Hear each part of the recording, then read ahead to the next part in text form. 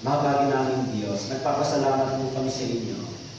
Bagamat noong unang panahon, nabuhay po kami ng laban at iwalay sa inyong salita. Subalit dahil sa inyong biyaya at pag-ibig sa amin, ibinigay ninyo ang inyong butong na anak upang makatanggap kami ng dakilang biyaya ng kaligtasan, mapabilang po kami sa inyong buong sambahayan. Simula mo nang naunawa namin ang Ebanghelyo nito, ng dugo ng Panginoon ay dumaan sa cross upang ang aming mga kasalanan ay mapatawad, malinis, at sinampalatayanan namin, tinanggap po namin ang inyong salita.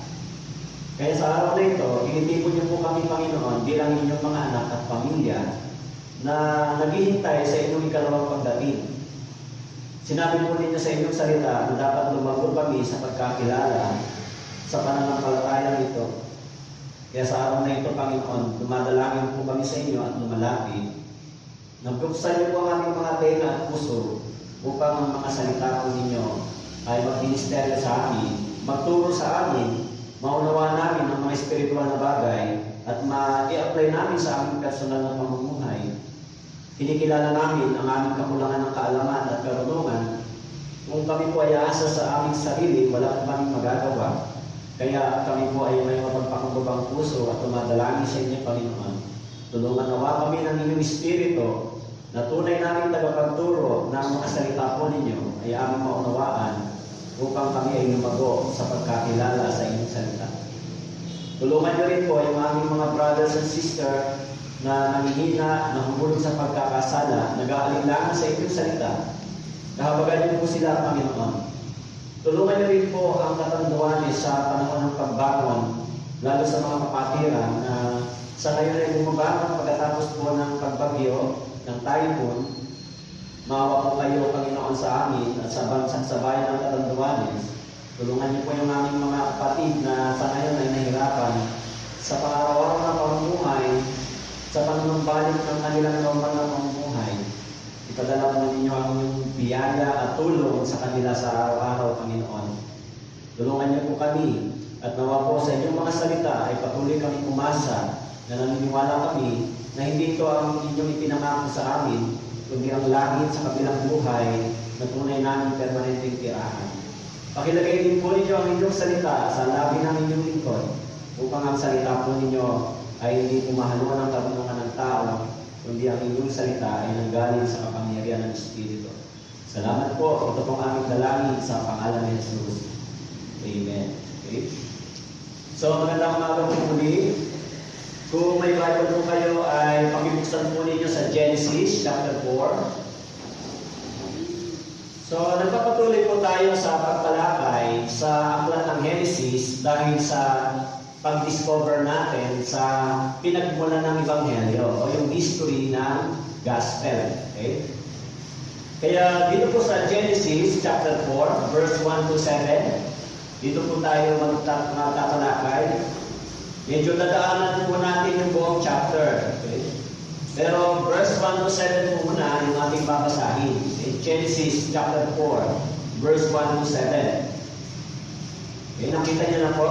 So basahin po natin ng sabay-sabay, dahan-dahan lang. Genesis chapter 4, verse 1 to 7. Verse 1. At nakilala ng lalaki si Eva na kanyang asawa at siya'y naghihi.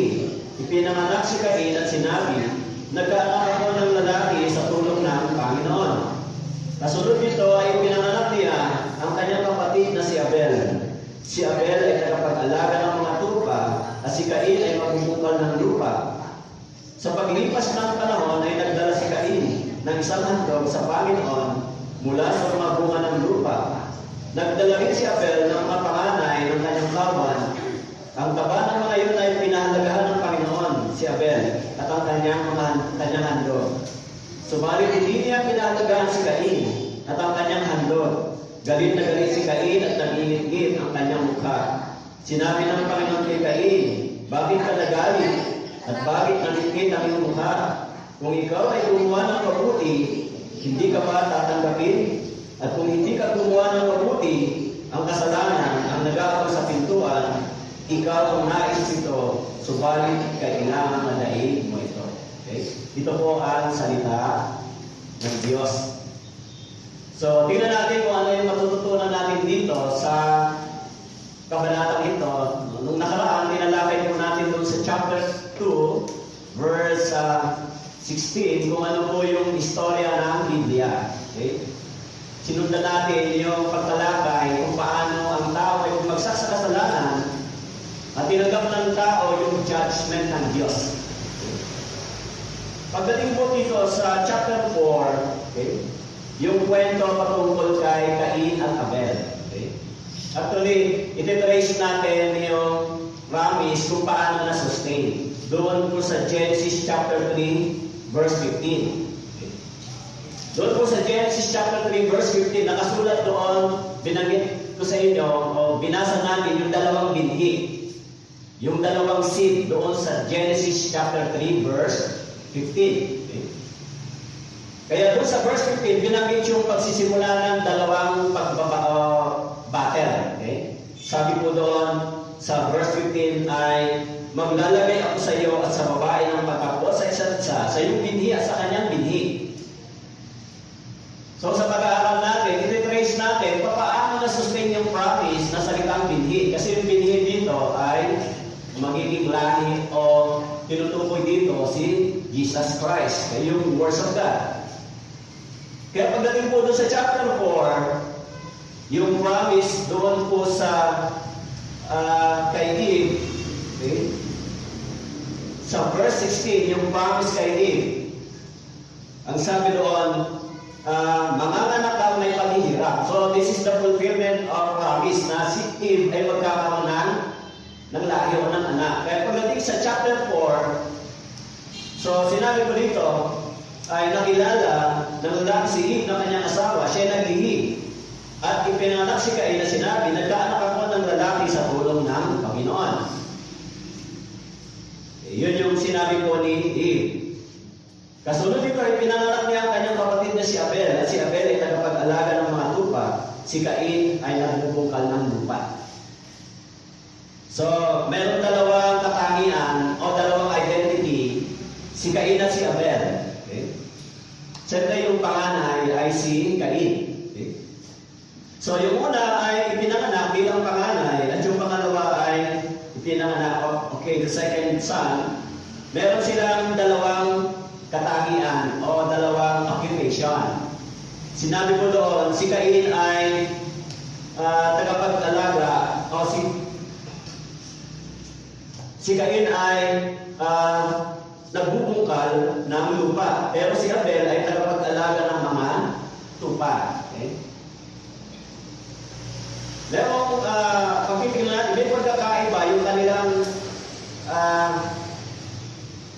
occupation. Pero pagdating po doon sa verse 3, okay, binanggit po doon sa verse 3 yung mahalagang pagkilala ng dalawang magkapatid sa Panginoon. Yung pananampalataya, yung identity. Sa paglipas ng panahon ay nagdala si Cain ng isang handog sa Panginoon mula sa mga bunga ng lupa. Nagdala rin si Abel ng mga panganay ng kanyang kawan. Ang taba ng mga yun at pinahalagahan ng Panginoon si Abel at ang kanyang handog. Okay? Sa paglipas ng panahon. Kaya yung topic po natin ngayon ay the significance of true sacrifice and worship. The significance of true sacrifice and worship. Kasi mapapansin po natin dito, parehong nagdala ng alay si Cain at si Abel. Okay? Kung ganon, sa kanilang kaisipan, pareho silang mayroong pananampalataya sa Diyos. Pareho silang may kinikilalang Diyos. Ang sabi dito, nagdala sila ng alay. Nag-offer sila bilang pagsamba nila sa Panginoon. The difference between Cain and Abel as worshippers was not their occupation, but their spirit. Yung kanilang espiritu ng pananampalataya. Mapapansin po natin dito na merong inialay si Cain. Subalit yung inialay ni Cain, hindi tinanggap ng Diyos. Pero yung kay Abel ay tinanggap. So, ititrace natin, why o bakit? Bakit may tinanggap at merong hindi? Ano yung dahilan? Okay? Both had received the same instruction and witness the same example in their parents, but whereas Abel worshiped according to God's will, and Cain worshiped according to his own will. Kasi sinabi dito, pareha sila mayroong pagkakilala sa Diyos, pero magkaiba yung kanilang pananaw pagdating sa pag-aalay. Okay? Pagkadala ng offer. Okay? So kung ititrace natin yung lahi ni Cain, okay? First, we will focus doon sa lahi ni Cain. So, mapapansin natin, pag binasa po natin yung buong chapter, dito po sa chapter 4, kung hanggang doon sa verse 8, hanggang doon sa verse 17, yung lahi ni Cain ay ipinaliwanag kung paano nagpatuloy. Okay? So, kung titignan din natin, hahanapin natin yung pananampalatayang tama, okay? Yung grace o yung divine grace ng Diyos, kung paano natin makikita dito, makikita natin sa buhay naman ni Abel. Okay? Doon sa chapter na ito. But tignan muna natin yung paglago ng kasalanan mula doon sa buhay ni Cain. If you look back the story about the sin, mula doon kay Adam and Eve, doon sa chapter 3, binanggit doon yung kasalanan ni Adam and Eve. The kill, shame, and fear. Pagdating po sa Genesis chapter 3 verse 20 to 24, yung expelled from Garden of Eden, and then ibinigay yung suffering, toil, and death. And then pagdating po kay Cain, yung kasalanan ni Cain, mababasa po natin sa chapter 4, Cain became anger, murderer, at yung pagiging self-centered. Okay? At pagdating po doon sa chapter 4, verse 17 and 24, kung paano nag-grow yung sin, sinabi roon si Lamech, okay? At si Lamech ay nag-asawa ng dalawa, ang pangalan ng isa ay Ada, at ang pangalan ng ikalawa ay Silvia. Okay? So, binanggit ni Lamech doon sa verse 23, kung paano yung paglago ng kasalanan ng pagpatay ay mas naging terrible. Sinabi niya sa verse 23, kayong mga asawa ni Lamech, makinig sa aking mga salita. Pumatay ako ng isang tao dahil sa pagsugat sa akin, at ng isang binata dahil sa ako'y sinaktan. Kung 7 ulit na ipaghiganti si Cain, tunay na si Lamech ay 7 ulit. So, kung ititrace natin yung dalawang pagkilos ng seed, ng binhi, the spirit of Satan and the spirit of God, kung paano nag-work dito sa dalawang tao ito. Si Lamech ay lahi ni Cain. Okay? Sa panahon din ni Lamech, nagsimula yung tinatawag na polygamy. Ibig sabihin, this is the first time na na-record yung pag-aasawa ng more than one. At dito rin sa panahon sa chapter 4 na i-record yung tinatawag na murderer much, o sinasabi na more than, o mas 7 times yung pagpatay. Okay? Kaya pagdating po sa Genesis chapter 6 verse 5, mapapansin natin kung paano yung espiritong ito na kumikilos sa tao ay mas naging worse. Pagdating po doon sa chapter 6 verse 5, ano yung nakita ng Panginoon? Sinabi sa verse 5, nakita ng Panginoon na napakasama na ng tao sa lupa at ang bawat haka ng mga pag-iisip ng kanyang puso ay palagi na lamang masama. So this is becoming worse and worse. Yung situation ng tao, okay, sa lahi ni Cain. Okay. Kaya sinabi dito, ano po yung nakita ng Diyos sa panahon ito sa chapter 6, yung tao ay mas naging masama. Yung kasalanan ay mas naging random, mas naging worse. Kaya kung iti-trace natin yung spiritual line, saan ba, paano ba nagsimula? Binanggit doon sa Genesis chapter 3 verse 15, meron dalawang binhi na maglalaban. Dalawang binhi.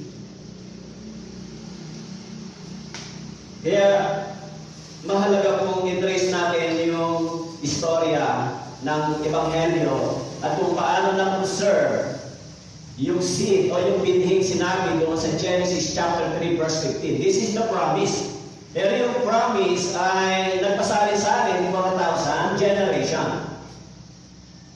Kasi based on the biblical account or approximately yung time mula doon kay Adan hanggang doon kay Abraham, 2,000 years, 2,004 years. Kaya si Abraham ay tinawag ng Diyos at sa kanya ibinigay yung pangako na pamamagitan mo, ang lahi mo, sa pamamagitan mo ay pagpapalain ang bansa. Binabanggit yung kanyang lahi, sa kanya manggagaling yung Kristo. Mula kay Abraham hanggang sa pagdating ni Jesus Christ, another 2,000 years. Kung gano'n, yung promise from Genesis chapter 3 verse 15, nangangailangan ng sapat na panahon at time para matupad at ma-fulfill. Kaya kung mababasa po ninyo doon sa Genesis chapter 3 verse 21, yung konsepto ng tinatawag na redemption. Redemption, the blood.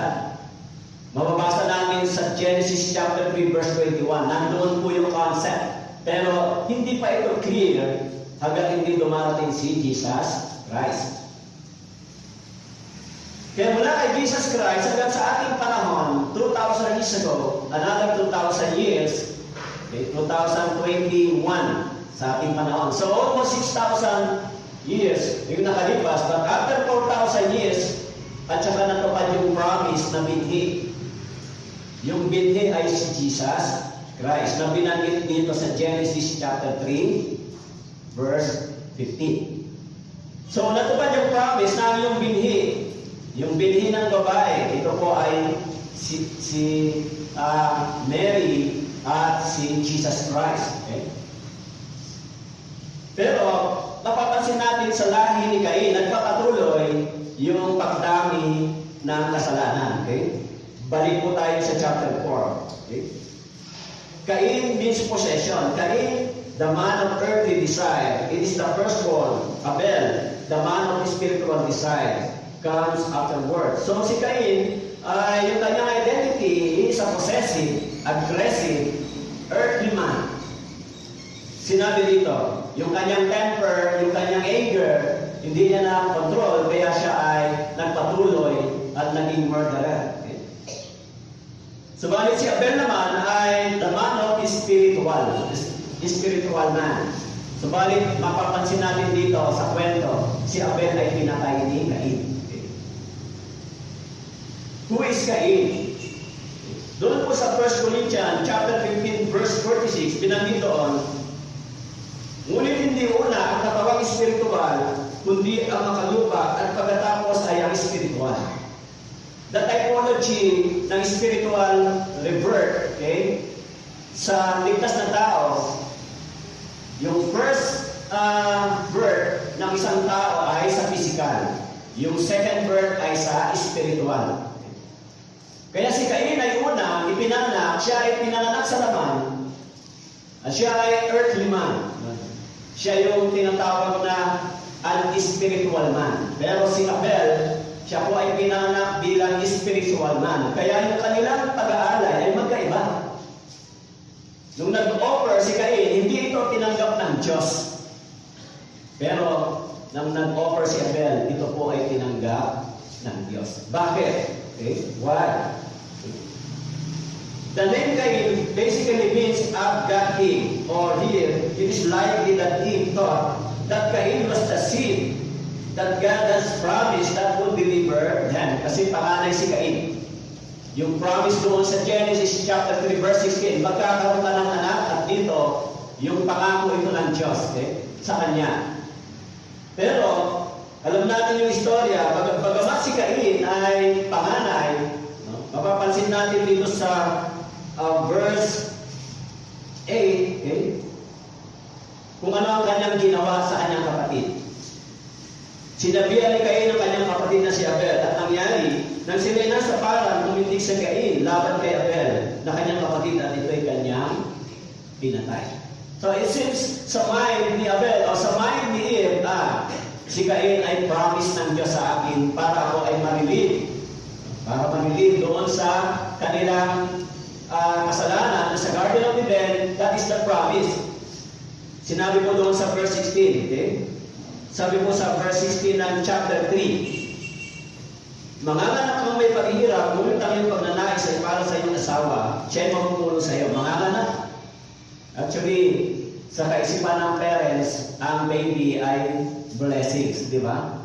Pero dito, mapapansin natin, yung attitude at character ni Cain ay very fierce. Yung kanyang ugali, kung paano yung kanyang jealous, yung kanyang sin against his brother. Kaya pagdating doon sa verse 8, pinatay niya yung kanyang kapatid. Dito mo una isinulat yung kwento tungkol sa pagpatay, yung pagiging murderer. Okay? Cain was a tiller of the ground. His offering was from the curse by God, and his selfish desire is for the fruit of the flesh.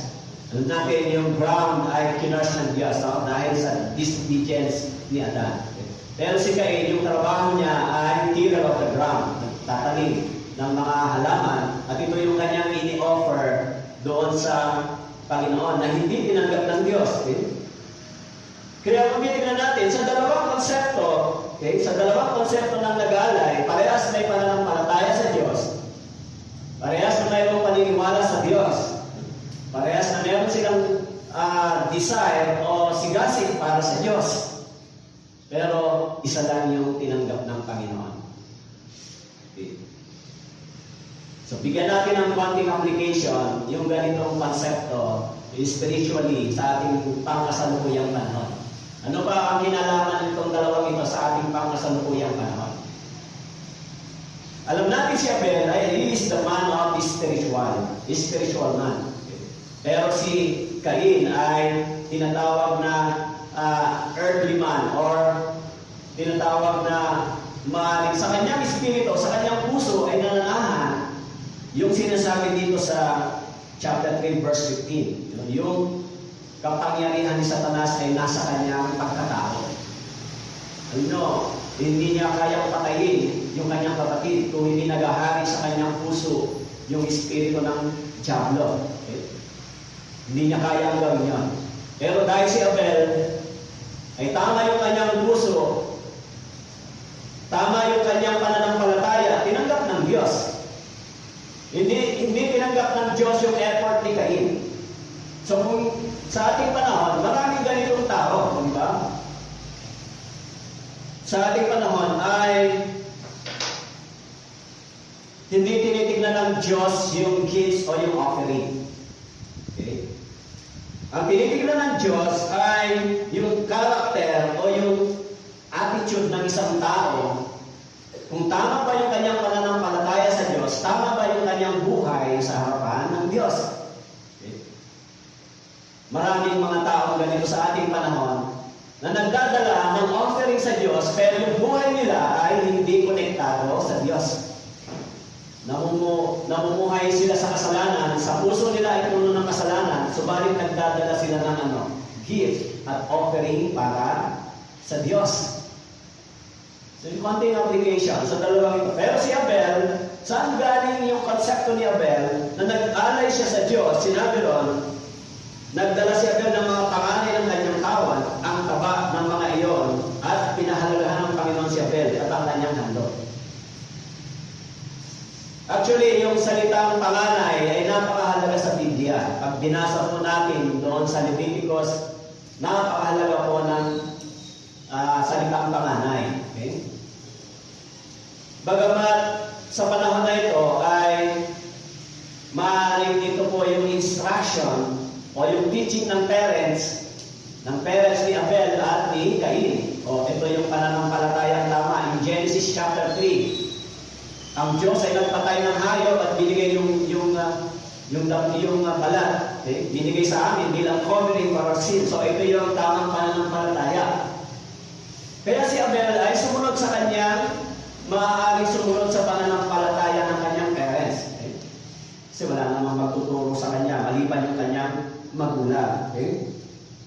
Kaya doon sa verse 3, sinabi ko ron, sa paglipas ng panahon, ay nagdala si Cain ng isang handog sa Panginoon mula sa bunga ng lupa. Okay? Nagdala si Cain ng isang handog sa Panginoon mula sa bunga ng lupa. Actually, yung salitang handog ay napakahalaga sa Biblia. Yung salitang offering o salitang handog ay laging may kinalaman sa paniniwala ng isang tao sa kanyang espiritual na pananampalataya. Kaya po yung pag ginamit natin yung salitang handog, mababasa natin ito sa Christian faith na masulat po doon sa Romans chapter 12. Ito po yung konsepto ng mga Kristiyano na sinabi doon, ialay ninyo ang inyong katawan. Ano po? Kaya sa pagdadala nila ng handog, may kinalaman ito sa pagkakilala nila sa Diyos. At mula sa bunga ng lupa, ay nagdala si Cain ang kanyang handog para sa Diyos. Okay? Mababasa po natin sa Genesis chapter 3 verse 17. Ano ba yung ibinibigay ng lupa mula sa lupa? At kay Adan ay kanyang sinabi, sapagkat nakinig ka sa tinig ng iyong asawa, kumain ka ng bunga ng punong kahoy na aking iniutos sa iyo, na huwag kakakain niyo. Sumpain ng lupa dahil sa iyo. Kakain ka mula sa kanya sa pamamagitan ng iyong mabigat na paggawa sa lahat ng mga araw ng iyong buhay. In verse 18, mga tinig at dawag ang sisibuloon para sa iyo at kakain ka ng tanim sa para.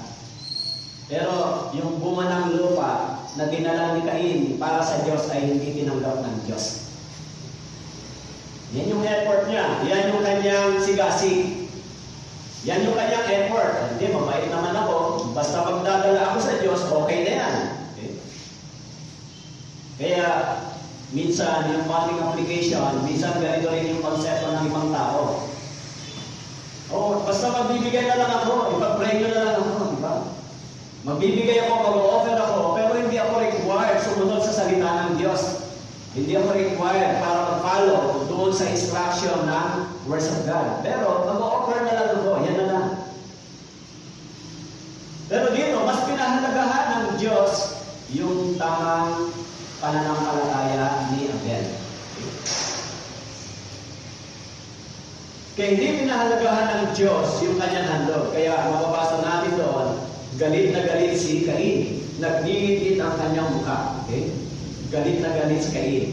Cain offerings was the effort of dead religion. Yung effort ni Cain ay merong significance sa tinatawag na dead religion. Maraming mga nagdadala ng offer sa Panginoon. Maraming mga relihiyoso gumagawa nito, subalit tinatawag silang dead spirit. Pupunta pa sila sa langit kahit nagdadala sila ng kanilang offering.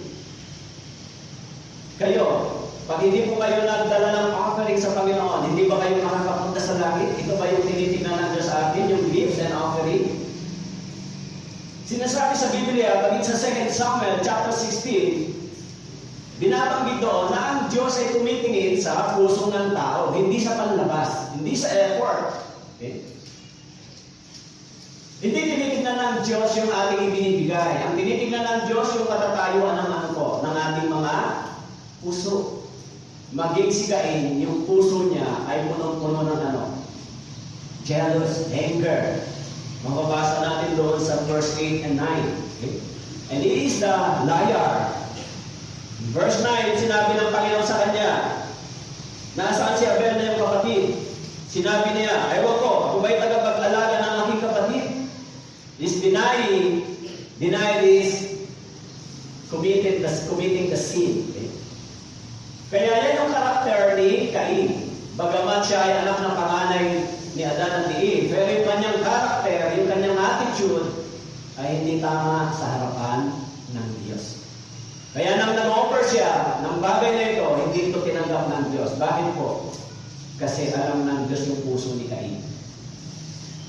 Alam ng Diyos.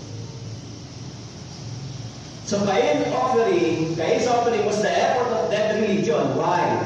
Abel's offering was made in faith, in a desire to worship God in spirit and truth. So yung offering ni Cain ay katulad lang ng isang patay na pananampalataya. Patay na paniniwala. Pero yung offer ni Abel ay isang buhay na pananampalataya na hindi galing sa kanyang sariling sikap at gawa. Sa ganoon, inialay niya yung panganay ng kanyang kawan, ang taba ng mga iyon at pinahalaga ng Panginoon, si Abel at ang kanyang handog. Actually, pag binasa po ninyo yung fat sa Leviticus, ito po ay aroma sa Panginoon, aroma. Okay?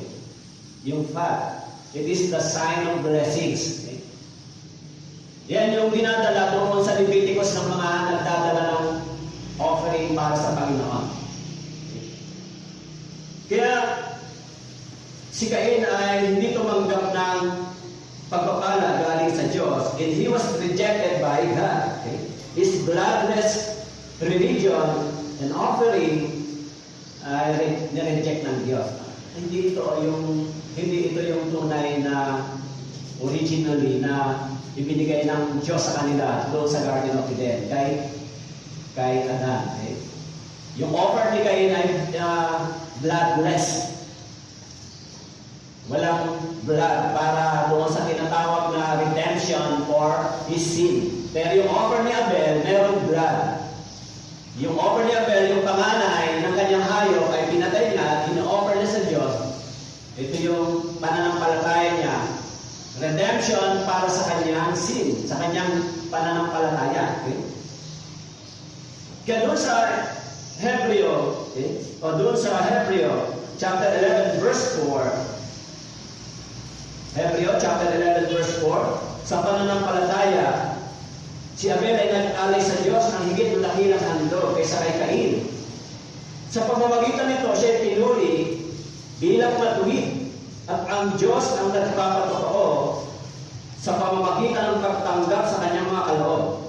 Patay na siya, gayon may nagsasalita pa sa pamamagitan ng kanyang pananampalataya. In Hebrews chapter 11, verse 4, so as we know, pag binasa po natin doon sa Hebreo, nakasulat yung pananampalataya ng mga tao sa lumang tipan. Kung minsan ay tinitingnan ko yung nakasulat sa Hebreo chapter 11, nagsimula yung pagsulat ng pananampalataya kay Abel, hindi kay Adan. Okay? Hindi ko alam kung bakit. Kaya si Abel ang unang nag-display ng pananampalataya sa pamamagitan ng pagdadala ng panganay ng hayop. Dito po sa Genesis chapter 4. Kaya pagdating sa Hebreo chapter 11, hindi binanggit yung pananampalataya ni Adan, pero binanggit yung pananampalataya ni Abel. Okay. Hindi sila kasali sa listahan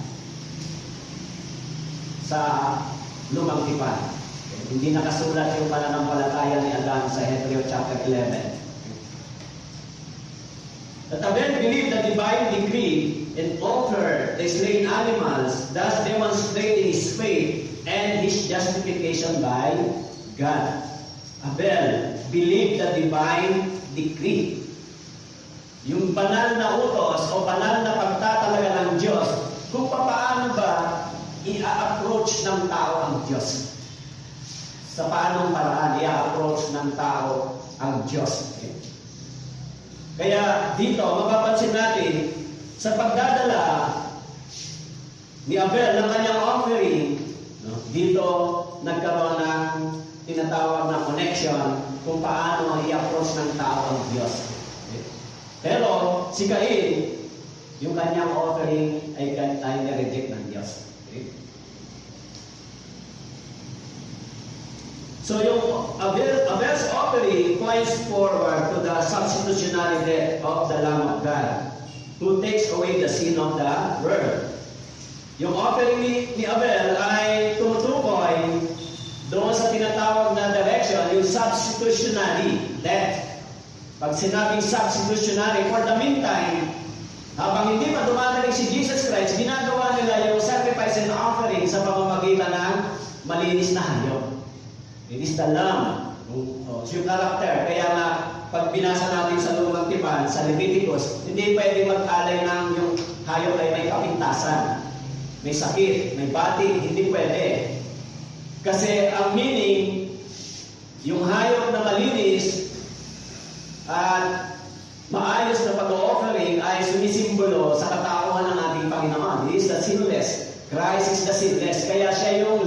God. Diba?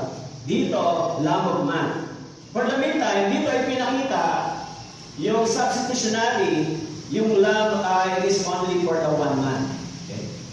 Para kay Abel. This personal sacrifice and offering para sa kanyang sin. Okay?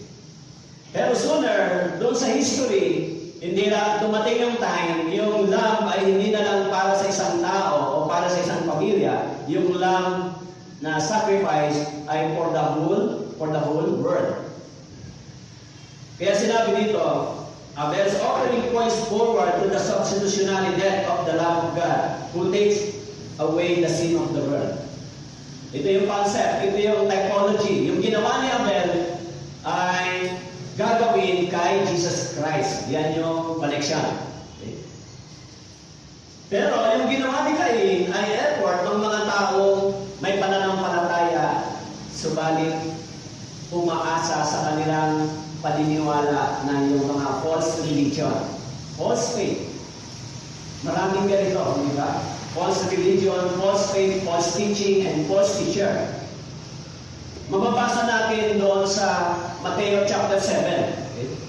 Gusto niyo ba malaman sa Mateo chapter 7? Tignan natin.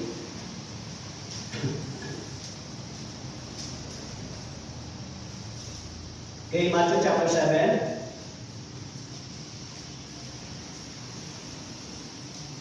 Lagyan niyo lang po ng tanda yung chapter 4. Mateo chapter 7 verse 21 hanggang 23.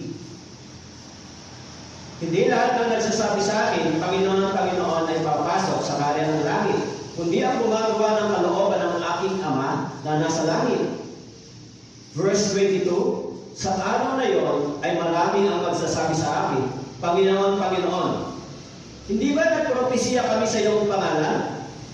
Nagpalayas ng mga demonyo sa iyong pangalan?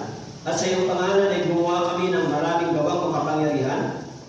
At kung magkagayon ay pinayag ko sa kanila, hindi ko kayo kilala kailanman. Lumayo kayo sa akin, kayong mga gumagawa ng kasamaan. So pag binasa po natin yung Matthew chapter 7, verse 21 hanggang 23, medyo may konting similarity doon sa paniniwala ni Cain. Nag-offer si Cain, may pananampalataya si Cain, ngunit yung kanyang puso, yung kanyang pananampalataya ay hindi ayon sa pananampalataya na itinuro ng Biblia.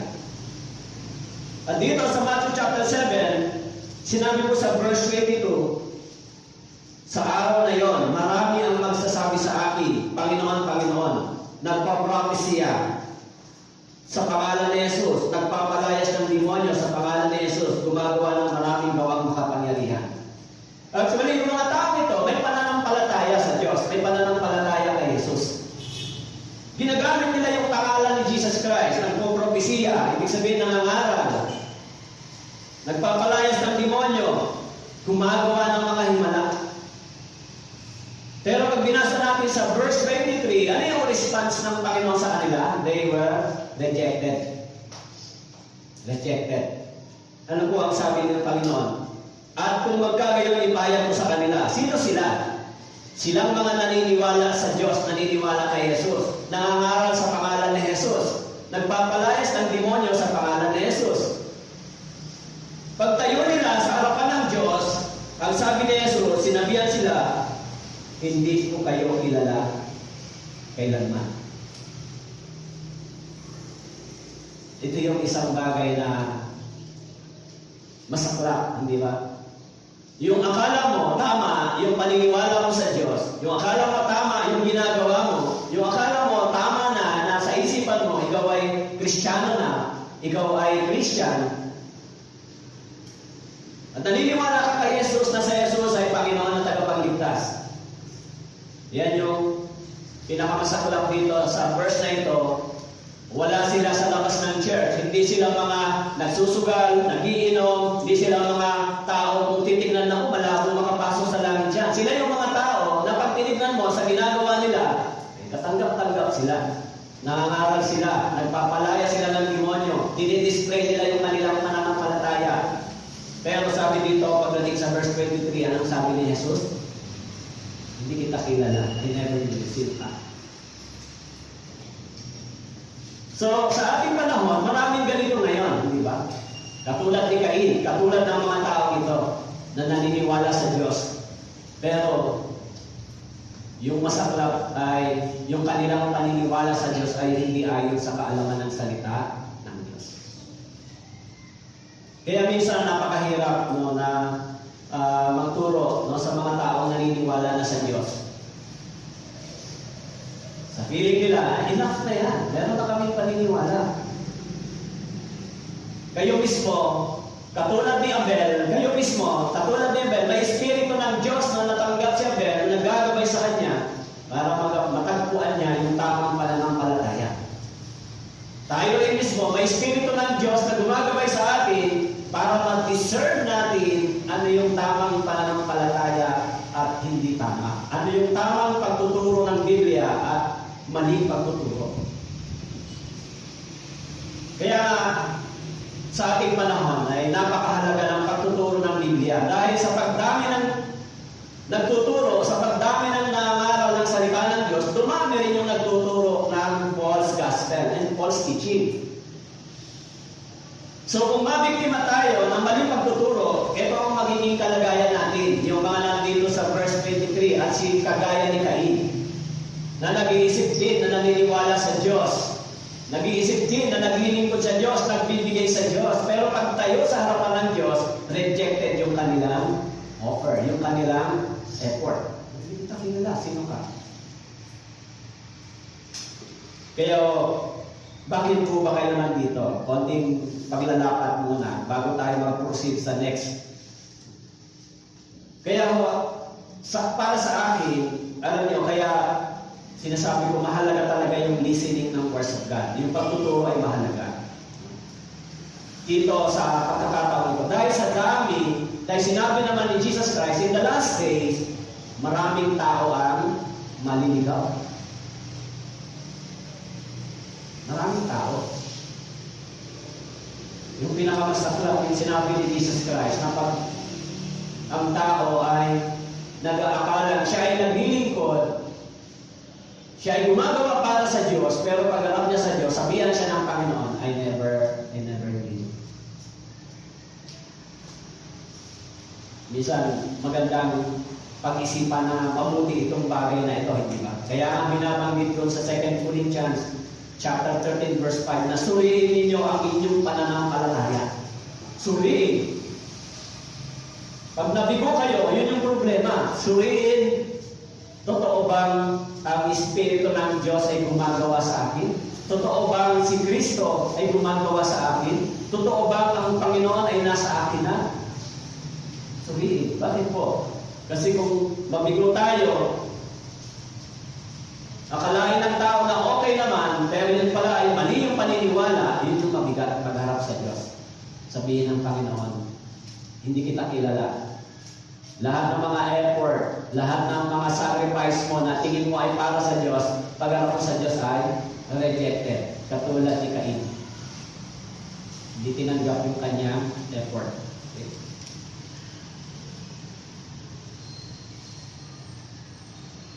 So bakit ni-reject ng Diyos yung offering ni Cain? Okay. Why God rejected Cain's offering? Ano ang dahilan? Bakit na-reject ng Diyos yung offer ni Cain? Actually, si Cain ay hindi siya nagpapalo doon sa divine instruction o doon sa tamang instruction ng parents sa pananampalatayang tama. Hindi mo dapat i-offer yung mga galing sa ground. I-offer mo yung tinatawag na panganay, yung hayop, may blood. Yun yung instruction ng parents. Okay? Pero si Abel, siya ay sumunod sa pananampalataya niyon, kaya tinanggap ng Diyos. Okay? In Genesis chapter 4, verse 6, sinabi ng Panginoon kay Cain, bakit ka nagalit? At bakit nabinggit ang iyong mukha? Kung ikaw ay gumawa ng mabuti, hindi ka ba tatanggapin? At kung hindi ka gumawa ng mabuti, ang kasalanan ang nag-aabang sa pintuan, ikaw ang nais nito. Subalit, kailangan madaig mo ito. Ang sabi ng Panginoon sa kanya, bakit ka nagagalit? Ano yung minsan iniisip ko, nag-i-imagine ako minsan dito, mahirap ipaliwanag ko kasi yung ganitong part ng pag-uusap ng tao at ng Diyos, di ba, sa panahon nila. Siyempre, kapag literally sabihin natin, parang nag-uusap sila ng harapan, di ba? Oh, bakit ka nagagalit? Di ba? Pero walang malinaw na explanation kung ganun ba yung scenario. It is only a revelation by God. Revelation sa kanila. Kaya ang sabi ko dito, actually, sa totoo lang, no, yung Bible talagang it is a miracle kung paano naisulat. Sino ang sumulat ng Genesis? Ang sumulat po ng Genesis ay si Moises. Actually, at the present, yung history, yung scenario, wala naman si Moises doon sa scenario. Wala naman siya doon. Unlike sa history ni Jesus Christ, yung mga witness niya, kung bakit naisulat yung kwento ng buhay ng Panginoon Hesus sa pangaral, sila yung witness. Nakita nila yung Panginoon, ng mga disciples, habang ang Panginoon ay naging ministry. Kaya naisulat yung kwento ng ministeryo at ng buhay ng ating Panginoon sa Four Gospel. Pero yung istorya dito sa Genesis, wala pa si Moises. Wala dito sa panahon ito. Tama po?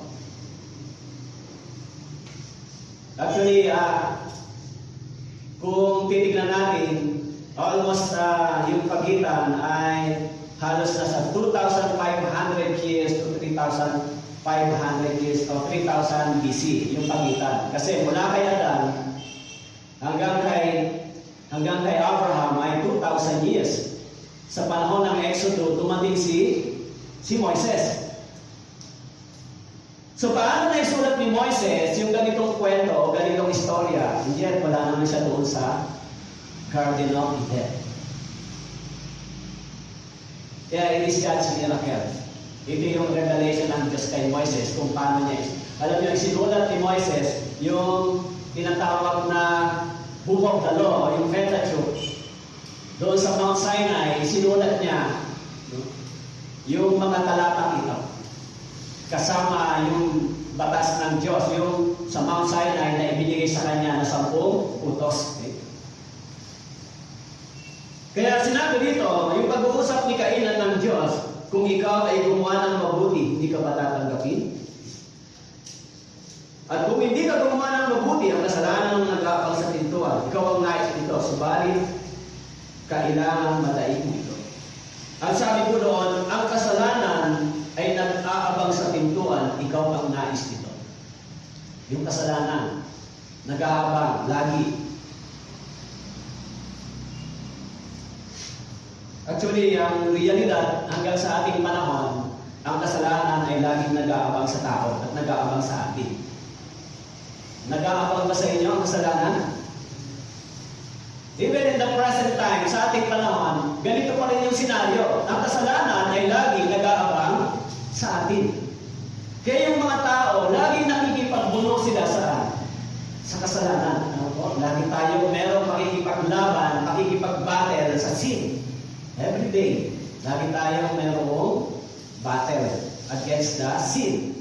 Kaya sinabi dito ng Diyos sa kanya, nag-aabang siya sa pintuan. Ang nais niya, ikaw ay lupigin. Ang nais ng kasalanan, ikaw ay lupigin, ibagsak. Wasakin yung buhay mo. Gawin miserable yung buhay mo.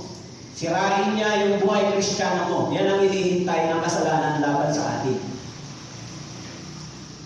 Kaya, kung tayo po ay nagnanais na yung family natin, friends, family, relatives, dumadala sa Panginoon, pero yung kasalanan ay lagi tayong nilulupi, laging yung kasalanan ay nananalo sa atin, hindi natin magagawa yan. Madala natin yung ating family, friends, and relatives sa Panginoon. Kasi mismo tayo, hindi tayo nagiging successful para magtagumpay laban sa kasalanan ito. So how come na madadala mo yung sinner sa paanan ng Diyos, and yet ikaw mismo ay hindi nakapagtatagumpay laban dito? Si Cain, ang sabi sa kanya ng Diyos, yung kasalanan nag-aabang sa iyo.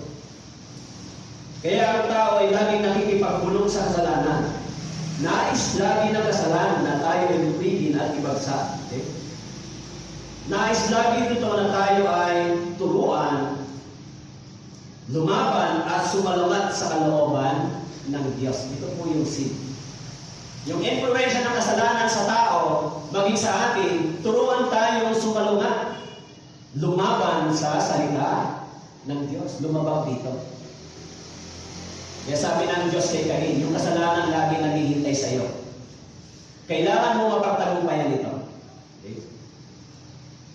Hindi lamang yun, sinabi mo sa Romans chapter 7, verse 11, sabi ni Paul, sapagkat ang kasalanan, pagkakita ng pagkakataon sa pamamagitan ng utos ay dinaya ako, sa pamamagitan nito ay pinatay ako.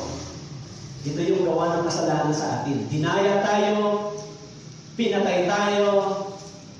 Hindi lamang yun, sa Isaiah chapter 59 verse 2, yung kasalanan ito ay pinaghiwalay tayo sa Diyos. Inihiwalay tayo sa Diyos. Isaiah chapter 59 verse 2, ngunit pinaghiwalay ng inyong mga kasamaan, kayo at ang inyong Diyos, at ang inyong mga kasalanan na isang nagkubi ng kanyang mukha sa inyo, ano pa siya hindi nakikinig. And because of sin, yung prayer natin ay laging rejected sa Panginoon. Because of sin. Maging si Cain, dahil yung puso niya ay hindi tama sa Panginoon. Yung kanyang offer, yung kanyang effort, yung kanyang sacrifice and offering, nireject ng Diyos. Hindi ito katanggap-tanggap. Bakit? Dahil yung puso niya ay hindi tama sa paningin ng Diyos. Pero maraming tao, kahit hindi tama ang puso sa Diyos, nagdadala sila ng gifts and offering. Nagdadala sila. Maraming mga religion na ganito ang kanilang gawain. Kaya kahapon, nag-aral kami patungkol sa mga tagapanguna ng religion. Tagapanguna. Bishop, reverend, pastor, evangelist, elder. Bishop, nag-enjoy sa pera, sa kapangyarihan, sa otoridad.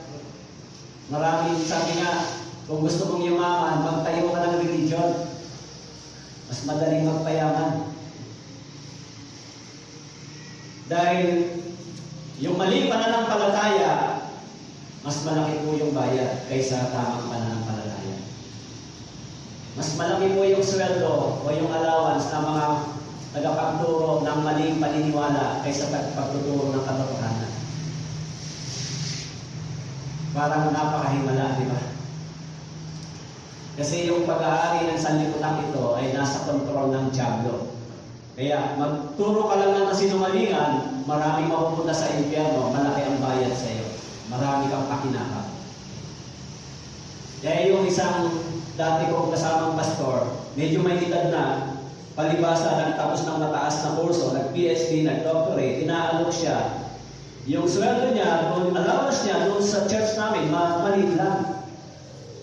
Maliit lang yung allowance niya. Kaya inaalok siya, sabi sa kanya, may kaibigan siyang ministro, inaalok siya. Ang sweldo niya, 100,000 a month, magturo lang siya sa iglesia. Ang laki, di ba? 100,000. Mahal ang sweldo ng pagtuturo ng kasinungalingan, di ba? Pero yung pagtuturo ng katotohanan ay yung pinakamabigat na gawain ng mga nagtuturo. Bakit po? Tignan natin yung nangyari sa mga nagturo ng katotohanan sa Biblia. Si Jesus Christ, dahil sa pagtuturo niya ng katotohanan, siya ay pinatay. Pinarsecute. Ipinako sa krus dahil nagturo siya ng katotohanan. Yung mga disciples, nagturo ng katotohanan, anong ginawa sa panahon ng mga emperor, imperial ng Roma. Pinarsecute, pinakain sa leon. Yung mga disciples ay iba't ibang klaseng pagpatay. May tinusok ng sibat. Alam niyo yung mga disciples, hindi po sila tumanggap ng magandang buhay dito sa lupa. At pag binasa niyo yung mga church fathers, yung pagkatapos ng mga disciples na nagpatuloy sa pananampalatayang ito, sila rin po ay sinunog ng buhay. Yan yung tinatawag na kapalit ng pagtuturo ng katotohanan ng Biblia. Kung babasahin niyo yung church history.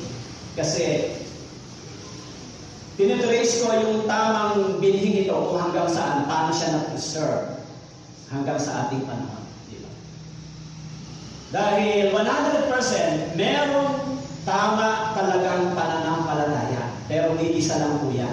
Hindi po yan marami. Meron talagang tamang teaching sa ating panahon. Isa lang po yan. Wala pong katulad yan. Iisa lang ang tamang kaligtasan. Wala pong katulad yan. Yan ay nandito nakasulat. Kaya, maging sa panahon ni Pablo, sinabi niya, yung kasalanan ay pumatay sa kanya, at yung kasalanan ay dumaya sa kanya. Si Cain, yung kasalanan ay nagdala sa kanya ng pagkahiwalay sa Diyos. Kapag binasa po natin sa chapter 4, naging wanderer siya, naging fugitive siya.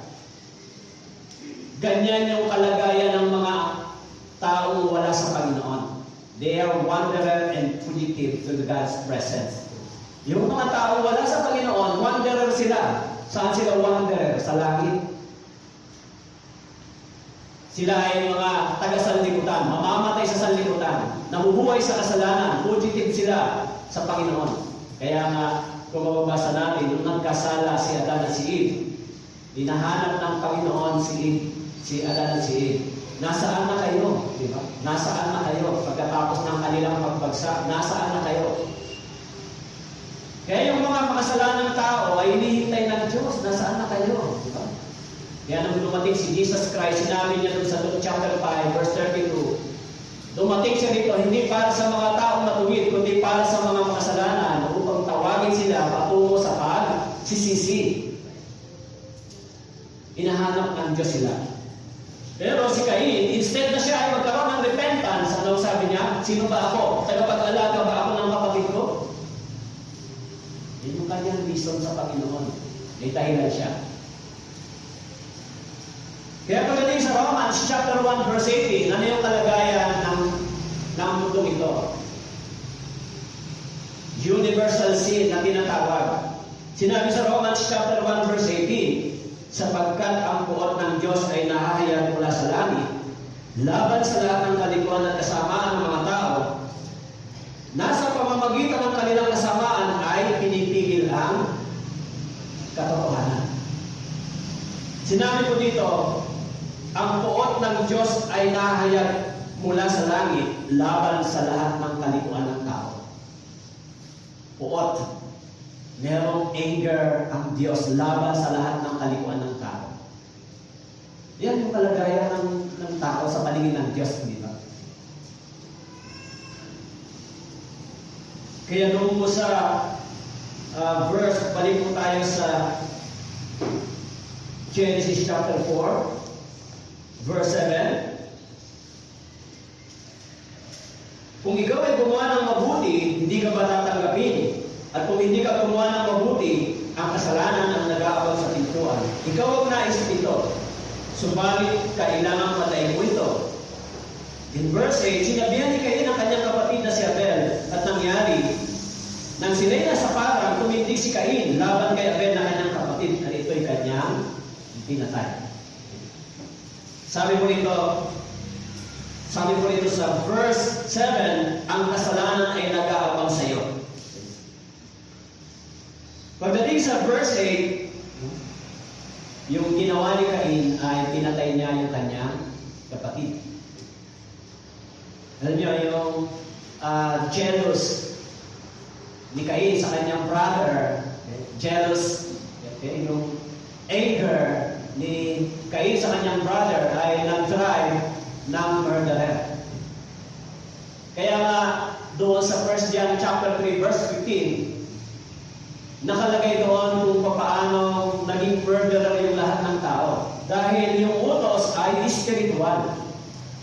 Ang ibig sabihin ng ang utos ay spiritual, kahit hindi mo pa ginagawa ang kasalanan, iniisip mo pa lang, ito ay nagiging kasalanan nasa paningin ng Diyos. It is spiritual sin. Pero kapag yung kasalanan ito na ikinokonsib mo ay ginawa mo, ito ay nagiging sin of the flesh. Nag-commit yung katawan mo ng kasalanan. Ito ngayon, yung kasalanan ay naging literal. Kaya dalawa yung judgment, di ba? Yung pananagutan ng tao sa Diyos at pananagutan ng tao sa hukuman ng tao. Kaya sinabi mo roon sa verse 8, chapter 4, sinabihan ni Cain ang kanyang kapatid na si Abel, nangyari nang sila'y nasa palang, tumindig si Cain laban kay Abel ng kanyang kapatid, ito'y kanyang pinatay. In verse 9, sinabi po doon, ng Panginoon kay Cain, nasaan si Abel na yung kapatid? Sinabi niya, aywan ko, ako ay tagapagbantay ng aking kapatid. Yan yung kanyang sinabi. Kaya sinabi ng Panginoon, kung gumagawa ka ng mabuti, kung sumusunod ka sa divine decree o sa divine instruction ng Diyos, magtatagumpay ka laban sa kasalanan ito. Kung sinunod mo yung tamang pananampalataya, magtatagumpay ka. Kung yung pananampalataya ito ay naaayon sa pananampalataya itinuturo ng Biblia. Kaya sinabi doon, kung ang kasalanan ay lagi o ang kasalanan ay laging nagbabantay sa iyo. Actually doon sa 1 Peter chapter 5 verse 8, sinabi ko noon, magpakatino kayo, magbantay kayo. Ang diablo na inyong kaaway ay tulad ng leong gumagala at umungal na umahanap ng kanyang malalapat. Siya'y labanan ninyo, maging matatag sa inyong pananampalataya. Yamang inyong nalalaman ang gayong hirap ay nararanasan ng inyong mga kapatid sa buong sanlibutan. In 1 Peter chapter 5 verse 8 and 9, ganon din yung senaryo sa loob ng church.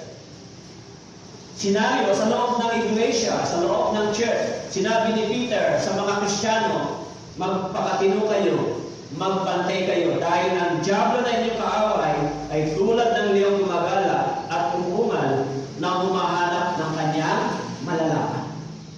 It is the same scenario sa church sa ating panahon. Kaya sinabi dito ni Pedro sa church, sa iglesia, magbantay kayo. Bakit? Ano kung sabihin magbantay kayo? Bantayan natin yung ating pananampalataya. Bantayan natin yung ating buhay Kristiyano. Kasi napakaraming temptation sa atin sa sanlibutan ito, di ba? Sa mga kabataan, napakaraming temptation. Yung kasalanan ay nagbibigay ng kasiyahan sa katawang laman ng mga tao. Pwede rin mangyari sa mga Kristiyano. Kaya nga sinasabi ng Bible, 1 Corinthians chapter 6 verse 20, luwalhatiin ninyo ang Diyos, luwalhatiin ninyo ang Diyos sa pamamagitan ng inyong katawan. So, binabanggit kung tayo ay binabantayan ng kasalanan, so anytime, pwede tayong mahulog dyan. Okay? Anytime, kahit na nagsisimba kayo, kahit nagbibigay kayo ng marami para sa Panginoon, pero anytime, pwede kayong mabiktima ng kasalanan. Okay? Dahil sinasabi dito, hindi mahalaga yung dinala ni Cain, o hindi mahalaga yung dinala ni Abel, ang mahalaga yung katatayuan ng kanilang puso sa harapan ng Diyos. Kaya maging yung church, no? Ganon din po yung kalalagayan. Okay? Maging yung bansang Israel, ganyan din po yung nangyari. Dahil sa kanilang maling paniniwala o pag-rejected sa salita ng Diyos, dahil sa pag-iwan nila ng salita ng Diyos, sinabihan sila ng Panginoon sa Jeremiah chapter 14 verse 12, yung kanilang pag-aayuno, yung kanilang mga sacrifice and offering ay hindi na rin tinanggap ng Diyos. Dahil sa kanilang pamumuhay, dahil sa kanilang character o attitude, sinabi ng Diyos, yung mga pag-aayuno, yung mga pag-offering ninyo, hindi na tinatanggap dahil tinanggihan nila yung katarungan para sa mga api. Iniwan nila yung salita ng Diyos. Kahit na nagdadala sila ng mga bagay para sa Panginoon. Kaya mga Kristiyano, maaaring minsan ganyan din ang magawa natin.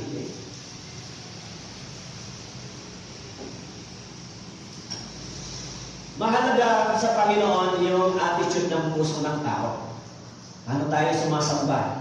Gaano tayo kaseryoso sa salita ng Diyos? Gaano tayo nagpapahalaga sa ganitong pananampalataya? O kayo po ay Sunday Christian lang? Kung Sunday Christian lang po kayo, hindi ko alam kung saan po kayo babagsak. Kung yung mga taong nagbabad sa salita ng Diyos, kung minsan nahuhulog at nadadapa, how much more yung minsan lang kayo magbasa, minsan lang kayo makinig, minsan lang kayo magpakita sa harapan ng Panginoon sa Biblia, it is possible na kayo yung target ng diablo, di ba? Kung sa bahay, hindi po kayo nagpe-pray, hindi kayo nagbabasa ng devotion, Sunday lang kayo sa church, ganito lang kayo mag-aaral, kaya sa totoo, yung sinusubukan ko po talaga na pag Sunday, masulit yung time sa pag-aaral ng salita ng Diyos. Kasi yung binibigay nating time, binibigay yung time ay mahalaga sa pakikinig. Kasi yung weekend, abala naman talaga kayo, di ba? Abala, weekend. Konti lang yung dumadalo ng Wednesday sermon. Konti lang. Hindi masyadong marami, ilan-ilan lang. Sunday lang talaga yung mas maraming nakakadalo. So kung Sunday, hindi pa po kayo makapakinig ng maayos, hindi pa kayo makapag-aral ng maayos ng salita ng Diyos, so totally yung Christian life ninyo, yung pananampalataya ninyo ay magiging useless at magiging, ano po ang babagsakan nyo? Magiging religiously lang kayo, religiosity na lang. Pupunta na lang sa church, pero yung buhay Kristiyano natin na hindi nagtatransform, yung pagnanais ng apoy para sa salita ng Diyos ay hindi po nag-aalam. Unti-unti lumalamig, unti-unti nanlalamig. Hanggang sa ma-establish niyo sa sarili niyo, okay lang yan Sunday. 2 hours kayo makinig ng words of God, sapat po ba yan? Sapat po ba yung 2 oras na pakikinig pag-linggo? Pag kumain po kayo para sa physical na kapagkain, gaano karami kinakain nyo? 3 times a day, di ba? 3 times a day po ba pagkain? Minsan 3 times, minsan 4 times, minsan 5 times. Hanggang hindi nagsasawa, di ba? Pero sabi ni Jesus Christ, yung pagkain natin sa Espiritu ay mas mahalaga kaysa pagkain ng ating katawan. Nakasulat po ba sa Biblia? Nakasulat sa Matthew chapter 4, verse 4. Yung pagkain spiritual ay napakahalaga para sa atin. So, kakain lang kayo ng salita ng Diyos, spiritual, ay 2 hours lang. Once a week. Ibig sabihin, ang bagsak niyo po niyan ay malnourished spiritually. Malnourished spiritually. So, pag dumating yung maraming trials, maraming doubt sa inyo, dahil weak yung knowledge sa Scripture, weak yung pananampalataya, malamig yung salita ng Diyos sa inyong puso, madali lang po kayo iyo pa na. Bakit ganito? Ano nangyayari? Ganyan po yung dadaanan nyo kung kayo po ay ganyan ang sinabi. Si Cain, kahit meron siyang pananampalataya sa Diyos, pero ginawa niya yung pinakamasama laban sa salita ng Diyos. Kaya nang hinahanap sa kanya ng Panginoon, nasaan ang iyong kapatid? Anong sagot niya sa verse 9? Ewan ko, ako ba'y tagapagbantay ng aking kapatid? Am I brother's keeper? O ba mag-aalaga sa kanya? Pero yung response niya sa Panginoon ay lying, liar, di ba? Ewan ko. In 1 John chapter 3, verse 12, Unang Juan, chapter 3, verse 12, na hindi kaya ni Cain na siya'y sama-sama at pinaslang ang kanyang kapatid. At bakit nga niya ito pinaslang? Sapagkat ang kanyang mga gawa ay masama. At ang mga gawa ng kanyang kapatid ay matuwid. So yung gawa ni Cain ay masama at yung gawa ni Abel ay matuwid. Kaya kung ititrace natin yung spiritual significance o yung kinalaman nito sa pananampalataya ng dalawang taong ito hanggang sa ating panahon ay nag-i-exist ito, di ba? Merong dalawang pananampalataya sa ating panahon na nag-i-exist. Isang false faith at saka isang true faith. Kaya kung yung lie ni Cain ay nagpapatuloy, yan yung mga taong nagpapatuloy sa kasalanan. Kaya sabi ko, ang kasalanan ay laging nag-aabang sa iyo. Ibig sabihin, they were connected to the line of Cain. Ayaw nilang iwan yung kasalanan. Okay? Kaya sa Matthew chapter 23 verse 35, binanggit ni Jesus yung kasamaan ito. Upang mapa sa inyong lahat ang matuwid na dugo na dumanak sa ibabaw ng lupa, buhat sa dugo ni Abel na matuwid hanggang sa dugo ni Zacarias na anak ni Barakias na inyong inaslan sa pagitan ng templo at ng dambana. In Luke chapter 11 verse 51, mula sa dugo ni Abel hanggang sa dugo ni Zacarias na pinatay sa pagitan ng dambana at ng sangtuaryo, o sinasabi ko sa inyo na ito ay hihingin sa lahing ito. Okay. Kaya magiging hanggang sa ating panahon, yung senaryo ay ganito. Okay. Kaya sabi ko doon sa verse 9, sinabi ng Panginoon kay Cain, nasaan si Abel na yung kapatid? Sinabi niya, aywan ko, ako ba'y tagapagbantay ng aking kapatid? In verse 10, sinabi niya, ano ang ginawa mo? Ang tinig ng dugo ng iyong kapatid ay dumadaig sa akin mula sa lupa. Yung tinig ng iyong kapatid ay dumadaig sa akin mula sa lupa. Yung pananampalataya ni Abel, bagamat yung kanyang katawan ay pinatay, subalit yung kanyang pananampalataya ay buhay sa paningin ng Diyos, dumadaig sa Panginoon. Kaya tayo man, kahit patayin ng diablo yung ating katawan, mananatiling buhay yung ating pananampalataya. Mananatiling buhay. Kahit mapatay ng diablo yung ating katawan, yung ating pananampalataya at espiritu ay mananatiling buhay. Kaya, nakakatakot ba yung diablo? Hindi po nakakatakot yung diablo. Ang nakakatakot para sa Kristiyano ay ang kasalanan laban sa Diyos. Alam niyo po yung bansang Israel, sila po ay maliit man na bansa. Maliit na bansa. Kahit maliit sila yung sa sentro ng mundo. Yung connection ng mundo, yung pinakasentro, lahat ng kontinente ay mayroong connection sa kanila dahil nasa gitna sila. Kaya yung mga from Africa, Ethiopia, from Western, laging may connection sa kanila. Nakapalibot sa kanila yung malalaking bansa, makapangyarihang bansa. Bagamat maliit silang bansa, hindi naging banta sa kanila yung mga bansang ito na makapangyarihan laban sa kanila. Sinasabi ng mga propeta, ang naging banta sa kanila ay yung kanilang kasalanan laban sa Diyos. Kasi kahit maliit silang bansa, nagtatagumpay sila sa mga malalakas na bansa. Sa panahon na sila ay lumalakad sa kalooban ng Diyos.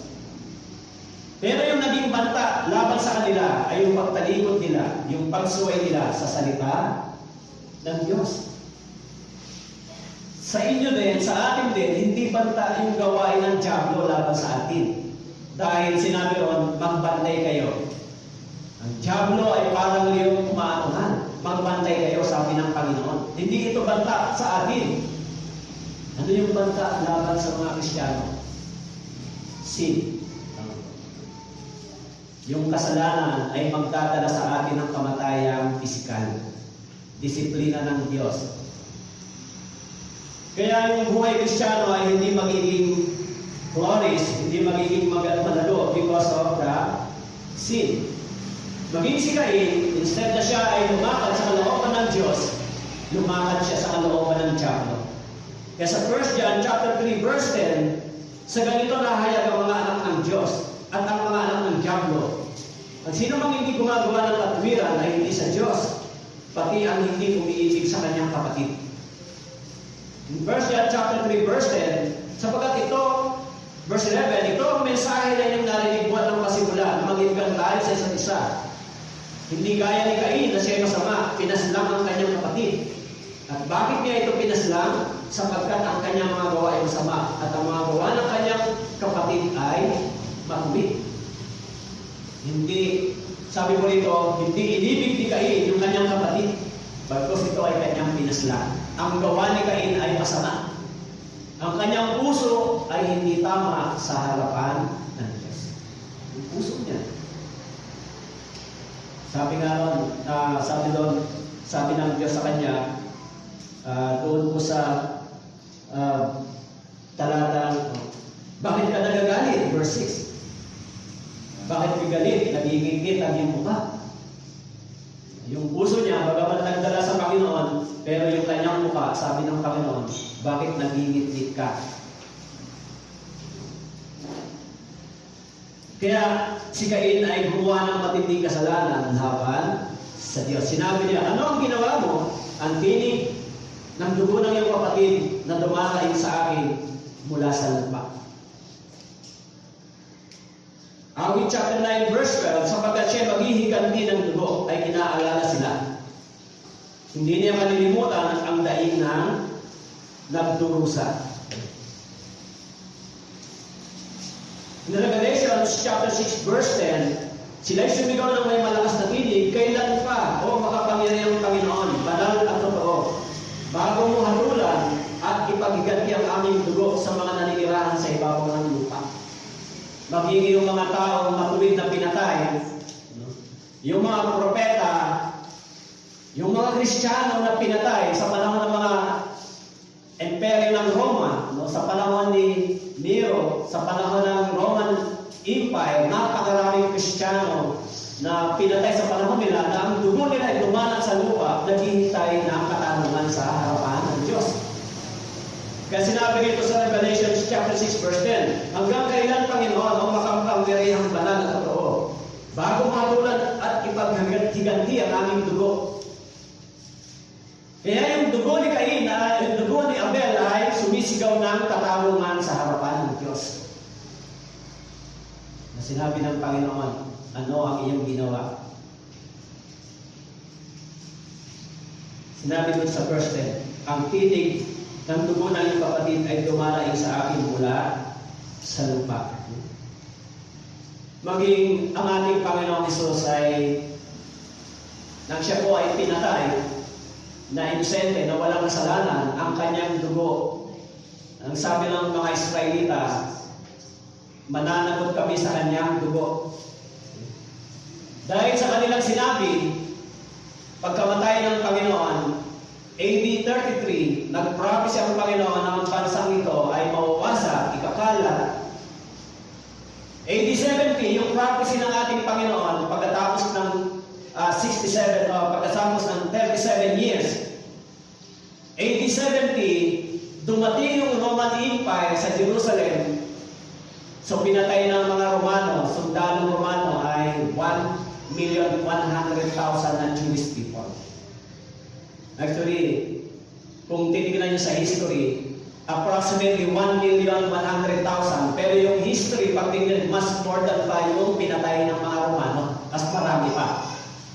Pag nabasa niyo yung kwento ni Flavius Josephus, siya po yung isang author o sumulat sa istorya ng mga Hudyo sa panahon na yan. Dahil sinabi nila, yung dugo niya ay aming pananagutan, sumigaw ng katarungan, yung dugo ng ating Panginoon.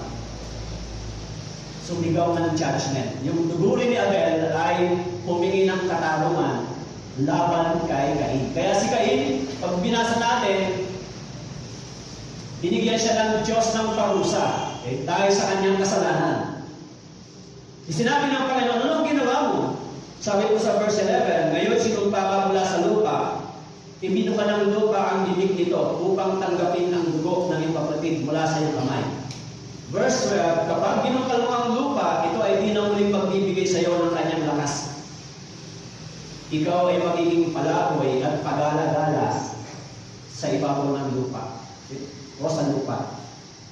It is the same scenario. Merong common connection sa mga taong hindi ligtas, di ba? Palaboy o wanderer and fugitive, lahat ng mga taong hindi ligtas ay wanderer, palaboy, tayuan sa mundong ito. O tayuan sa pangako ng Diyos, I mean. Si Cain, after ng kanyang sin, siya po ay naging wanderer, fugitive. pinalaya siya ng Diyos sa presensya ng Diyos. Okay? Ganon din naman yung mga tao nang sila po ay nagkasala, malayo sila sa Panginoon. Malayo sila sa Diyos. Nabubuhay sila ng hiwalay. Nabubuhay sila na parang nagtatago sa harapan ng Diyos because of sin. Kaya sa Bible Seminar, anong panawagan ng ating pag-angaral sa Bible Seminar? First step ay maramdaman o makarating ang tao sa repentance. Di ba? Si Cain, instead na siya ay mag-repent, instead na siya ay humingi ng tawad, aminin ang kanyang pagkakamali, ang sinabi niya sa Panginoon, I want ko, ako ba'y tagapag-ingat ng aking kapatid. Instead na magsisi sa harapan ng Diyos, kilalanin yung kanyang pagkakamali, maging mapagpakumbaba, anong sagot niya? Ako ba tagapag-alaga ng aking kapatid? Bagaman ito ay kanyang pinatay. Kaya yan po yung senaryo. Okay? Kahit sa ating panahon. Okay? Kaya sinabi sa kanya ngayon, isinumpa ka mula sa lupa. Ngayon sinumpa ka mula sa lupa, ibinuman ng lupa ang bibig nito upang tanggapin ang dugo ng iyong kapatid mula sa iyong kamay. Okay? Even the Israelites, when they killed Christ, their land became wasteland and barren for almost 1,000 years. Even si Christ, nung pinatay siya ng kanyang mga kapatid, nung siya ay pinatay, yung kanilang lupa ay naging barren, naging wasteland, naging desolated land. No? Kaya, for almost 1,900 years, yung kanilang lupa ay naging desert, naging disyerto. Dahil sa kanilang pagpatay sa isang inosenteng tao. Yung parusa ng Diyos, okay? Ganon din sila, naging fugitive sila, naging wanderer sila, naging dayuhan sila sa kanilang lupain, ikinalat sila ng Diyos sa iba't ibang panig ng mundo. Yan yung judgment sa kanila. Kaya yung mga Kristiyano, bago tayo nakapanumbalik sa Panginoon, tayo rin na naging wanderer. Tayo rin na naging fugitive. Tayo rin ay dayuhan sa langit na pangako ng Diyos. Kaya pag binasa po ninyo doon sa Ephesians chapter 2 verse 19, tayo mga dating dayuhan, ngayon ay naging kabilang sa sambahayan ng Diyos. Nakapanumbalik sa sambahayan ng Diyos. Pero marami pang tao sa ngayon ang wanderer pa rin, di ba? And I hope kahit dito kayo sa loob ng church, hindi na kayo wanderer, di ba? Baka nandito na ho kayo, wanderer pa rin kayo sa tahanan ng Diyos. Sumasama na kayo sa pagtinig, pag-aaral ng Biblia, tapos wanderer pa kayo sa tahanan ng Diyos. Ano ang mangyayari sa inyo pagdating ng Panginoon? Hindi kayo makakasama. Kaya kayo nandito, hindi na kayo wanderer sa Panginoon, di ba? Kabilang na kayo sa sambahayan ng Diyos. Ibinilang na tayo bilang anak ng Panginoon. Kaya kung hindi pa kayo, minsan may bisita tayo sa may Bible Seminar, kung ang kaligtasan ay hindi pa clear, magpatuloy sa pakikinig ng Bible Seminar. Yung Bible Seminar, kaya natin laging ginagawa upang laging bigyan ng pagkakataon yung mga nakikinig. Kasi darating ang araw, hihinto ang pangangaral ng Ebanghelyo. This is for your chance. Every Bible Seminar, this is for the chance na mga tao hindi paligtas. Yung mga family and relatives natin, gusto natin maligtas, ito ay para sa kanila. Pwede silang makaupo at makarinig ng tamang ebanghelyo. Saan ba sila hahatakin ng Biblia? Sa religion? Hindi mo sila hihilahin ng salita ng Diyos sa religion. Hihilahin sila papunta sa repentance sa harapan ng Diyos. Faith and repentance. Repentance and faith. Doon sila pupunta. Kaya, huwag po kayong mag-alala dahil yung Biblia mismo ay magtuturo sa atin para matuntun natin yung tamang pananampalataya. So kaya, sinabi ng Panginoon kay Cain, sinabi sa kanya dito, ngayon sinumpa ka mula sa lupa. In verse 12, kapag binukal mo ang lupa, ito ay di na ulit magbibigay sa iyo ng kanyang lakas. Ikaw ay magiging palaboy at pag-alagala sa lupa. Sinabi ni Cain sa Panginoon, ang parusa sa akin ay higit kaysa kaya ko. Okay? Doon sa Deuteronomy chapter 27, verse 24, yung rehearsal ng law, no, sa mga Israelita. Deuteronomy chapter 27, verse 24, sinabi nun, sumpain ang pumapatay ng lihim sa kanyang kapwa. At ang buong bayan ay magsasabi, Amen. Isaiah chapter 26, verse 21, sapagkat ang Panginoon ay lumalabas mula sa kanyang dako upang parusahan ang mga nanirahan sa lupa dahil sa kanilang kasamaan, hinilitaw naman ng lupa ang dugo na nabuhos doon at hindi natatakpan ang kanyang napatay. Ayun yung isa po, pag binabasa ko po doon sa Old Testament, okay? Imagine natin, no, kapag nagbasa tayo ng Old Testament, sa panahon ng mga hari, pag nagbasa po kayo sa panahon ng mga hari, unaccountable yung numbers ng mga katawan na bumagsak sa lupa. Pag binasa niyo po yung kwento sa aklat ng mga hari. Ang ibig sabihin, hindi mo kayang mabilang kung gaanong tao ang namatay sa panahon na yan dahil sa labanan ng mga Israelita sa mga bansang nakapaligid sa kanila. Kaya maraming bumagsak na dugo ng tao o katawan ng tao sa lupa dahil sa ganitong sinabi ng propesya ng Genesis chapter 3, verse 15, na ang binhi mo at ang binhi niya ay magkakaroon ng makikipaglaban. Spiritually speaking, kung titingnan natin, hindi po ito labanan ng tinatawag na literally ng katawan sa katawan. It is the spiritual battle between the descendant of Abel and the descendant of Cain. Sino ba yung nasa kabila? Yung binhi na ipinangako ng Diyos sa Genesis chapter 3 verse 15 na natili kay Cain ay kay Abel, hanggang sa ating panahon, yung binhing ito ay nananatili sa mga taong ano po? Sa mga taong ang pananampalataya ay katulad ng kay Abel. Meron ba kayong sin offering katulad ni Abel? Meron po kayo? Sin offering, meron po kayo? Nagdala po ba kayo ng sin offering? Nagdala ba tayo?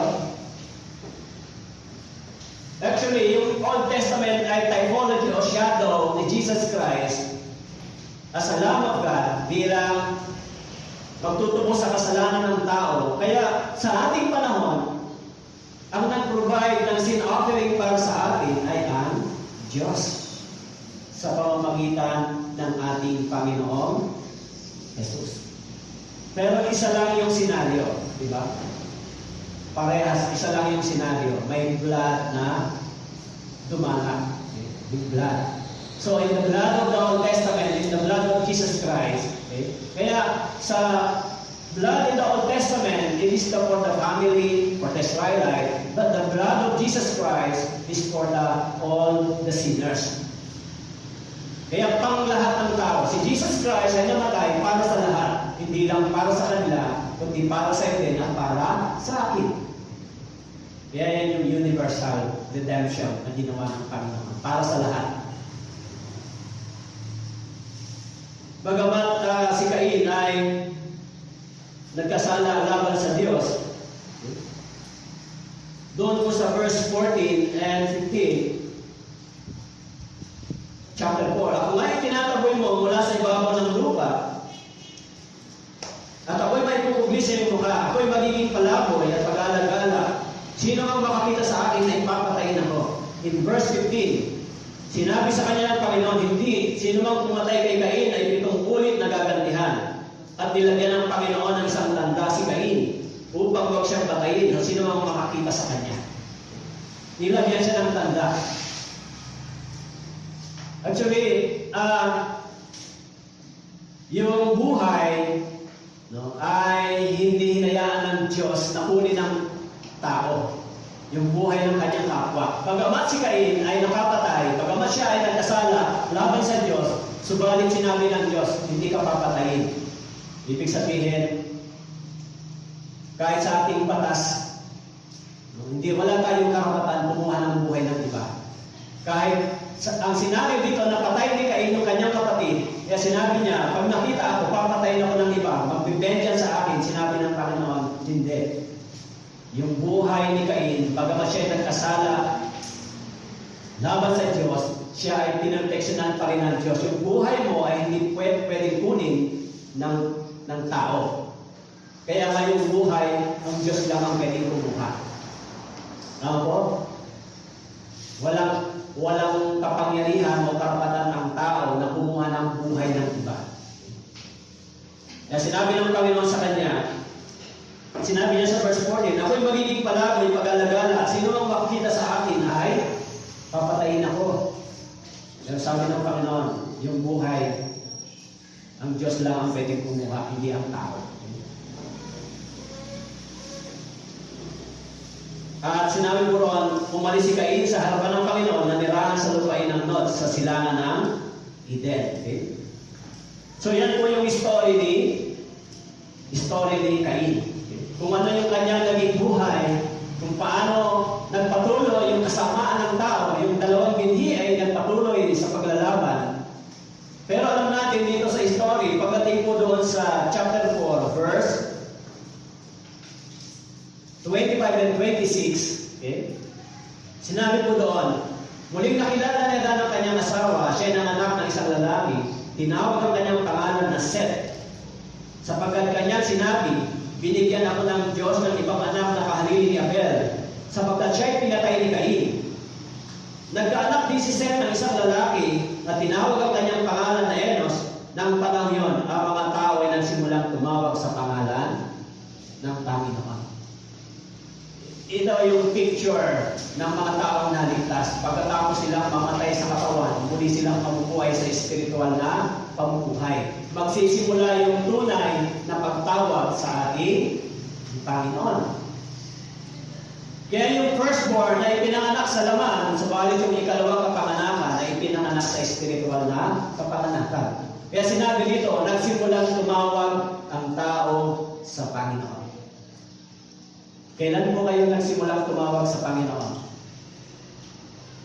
Nung nagsisimba kayo, di ba? Kailan tayo nagsimulang tumawag sa Panginoon? Yung tunay na pagtawag ng tao sa Panginoon ay pagkatapos ng ating kaligtasan. Malibang mamatay tayo sa laman, sa kasalanan, hindi tayo muling mabubuhay sa espiritual na pagkatao. At yung ating espiritual na pagkatao ay tumatawag sa espiritual na relasyon sa Diyos. Kaya doon sa Romans chapter 8 verse 26, sinabi po doon na yung pananalangin ng mga Kristiyano, ang nagtuturo po ay ang Espiritu ng Diyos. Kaya yung pagtawag ng mga Kristiyano sa Panginoon ay nakasulat sa Romans chapter 8 verse 26. Romans chapter 8.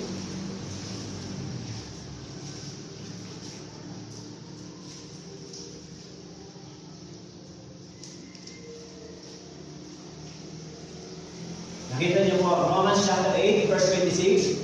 Gayon din naman, ang Espiritu ay tumutulong sa ating kahinaan, sapagkat hindi tayo marunong manalangin ng nararapat, ngunit ang Espiritu mismo ang namamagitan na may mga daing na hindi maipahayag.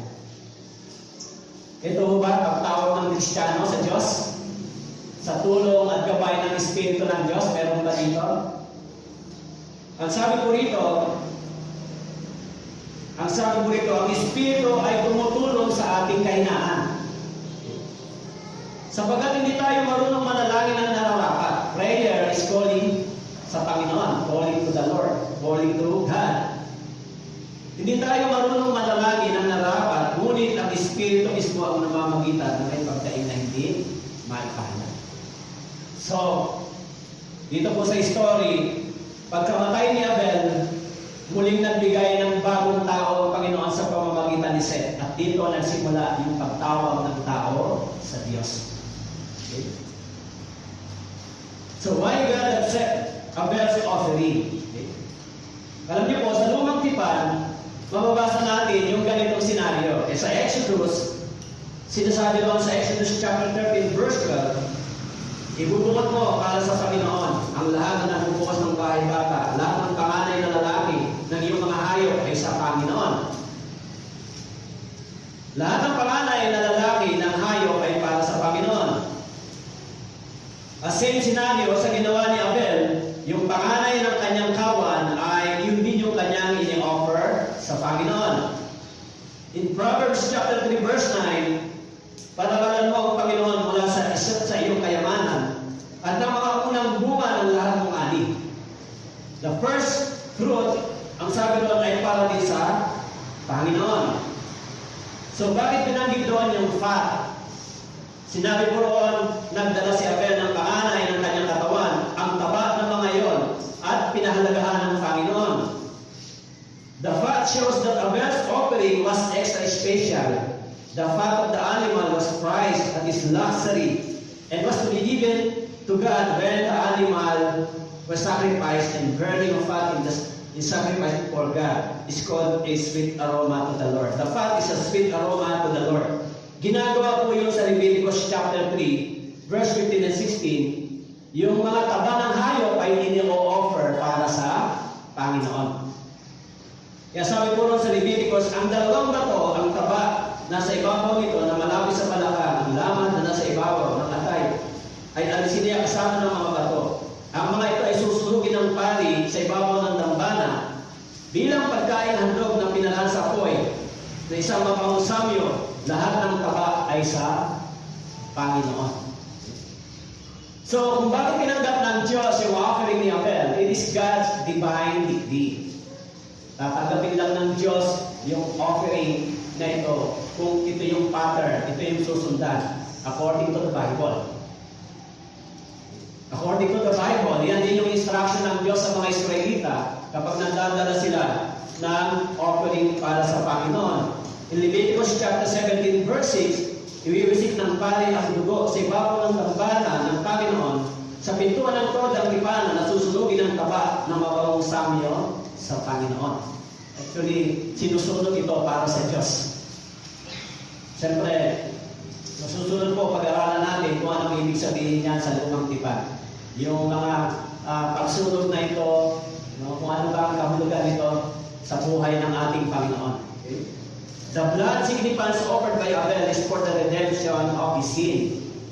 He believed the divine decree according to God's word. Alam ni Abel na ito yung mas tama. Alam ni Abel na ito yung kalooban ng Diyos, kaya ito yung kanyang ini-offer at kanyang ginawa. Alam ni Abel, in Hebrews chapter 12, verse 24, at kay Jesus na tagapamagitan ng bagong tipan, at sa dugong iwinisik na nagsasalita ng lalong mabuti kaysa dugo ni Abel. Okay? Kaya kung mabasahin po natin doon po sa lumang tipan, yung ganito pong sacrifice and offering ay nagpapatuloy sa panahon ng mga Israelita. Doon po sa Judges chapter 21, sa panahon po ng Judges chapter 6 verse 21, pagkatapos ay iniabot ang anghel ng Panginoon ang dulo ng tungkod na nasa kanyang kamay, sinalin ang karne at ang munting tinapay na walang pampalsa. May lumabas na apoy sa bato at tinumpok ang karne, ang mga munting tinapay na walang pampalsa. At ang anghel ng Panginoon ay nawala sa kanyang paningin. So, yung mga ganitong sacrifice and offering ay nagpatuloy maging sa buhay ng mga Israelita. Maging sa 1 King chapter 18 verse 38. Alam niyo po yung offering dito ni Elijah, okay? Yung hayop din, yung blood, sinalin ng Diyos. So, tinanggap ng Diyos yung kanilang mga offering because of the blood. Okay?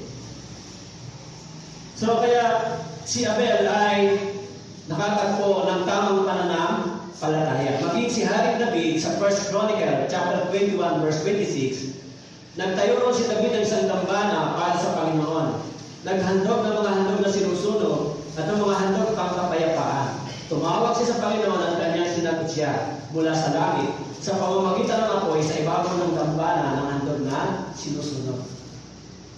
Yung offering ni Abel ay tinanggap ng Panginoon. Yung offering ng mga tao tumanggap ng tamang pananampalataya ay tinatanggap ng Panginoon. Pero sa ating pangkasalukuyang panahon, Anong klaseng offering ang hinihingi ng Diyos sa mga Kristiyano? Anong klaseng offering? Bababasa po natin, isinulat yung offering na sinasabi na to doon sa Romans chapter 12, verse 1 and 2. Bilang pagtatapos, puntahan po natin.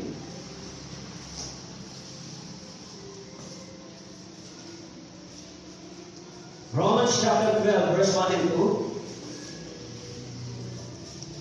Kaya nga, mga kapatid, isinasama ko sa inyo, alang-alang sa mga kahabagan ng Diyos, na inyong ialay ang inyong mga katawan na isang handog na buhay, banal na kasiyasya sa Diyos na siya ninyong makatwirang paglilingkod.